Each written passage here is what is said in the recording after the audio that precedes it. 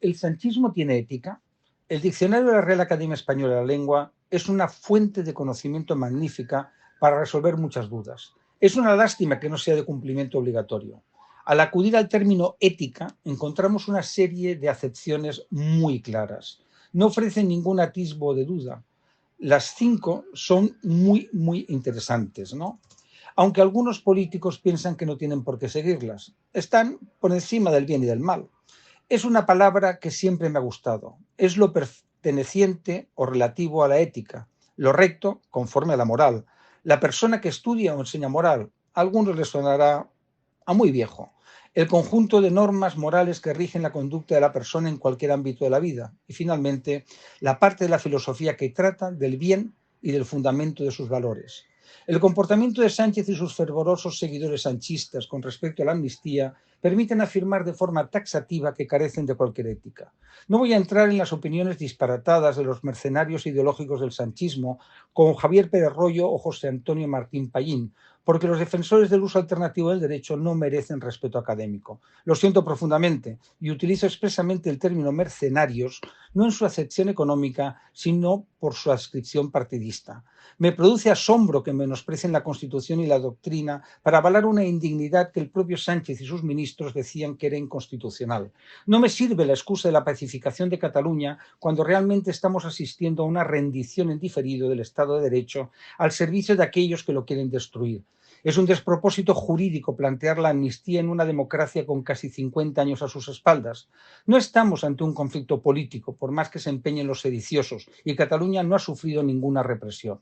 El pasado lunes participaba en el Matí de Cataluña Radio y algún tertuliano, como es habitual entre los nacionalistas, hacía referencia a la represión. Le respondí que se podía ver claramente la represión que sufrimos los catalanes cuando estábamos hablando en catalán, en una emisora pública en la que se habla en catalán y en una Cataluña en la que gobierna un partido independentista.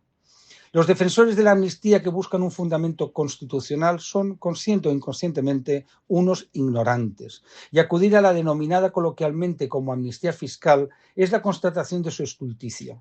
No me sorprende, pero hay que decirlo. Es cierto que quedan lejos los tiempos de los grandes constitucionalistas o administrativistas desaparecidos como Manuel García Pelayo, Nicolás Pérez Serrano, Luis Sánchez Agesta, Pablo Lucas Verdú, Fernando de los Ríos, Adolfo González Posada, Eduardo García Enterría, José Luis Villar Palasí, Manuel Jiménez de Parga, Enrique Tierno Galván. La lista es muy larga.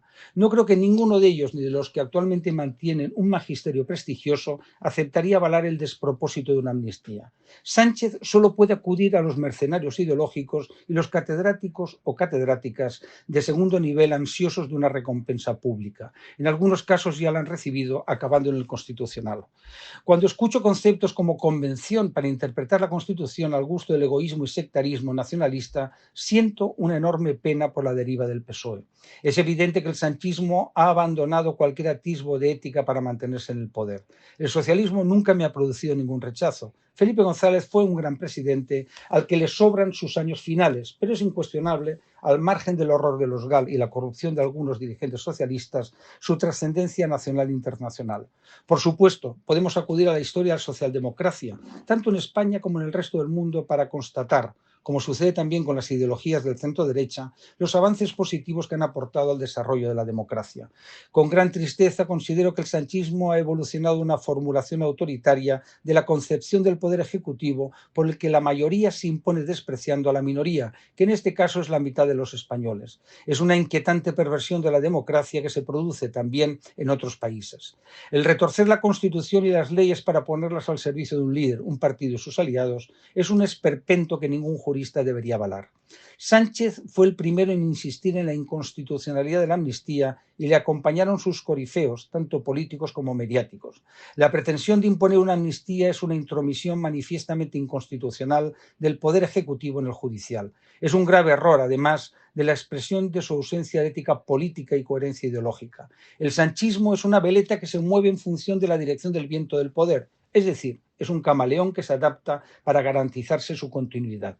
No compartir los indultos, la desaparición de la sedición o el abaratamiento de la malversación, pero fueron decisiones políticas que encajaban, desgraciadamente, en el ordenamiento constitucional.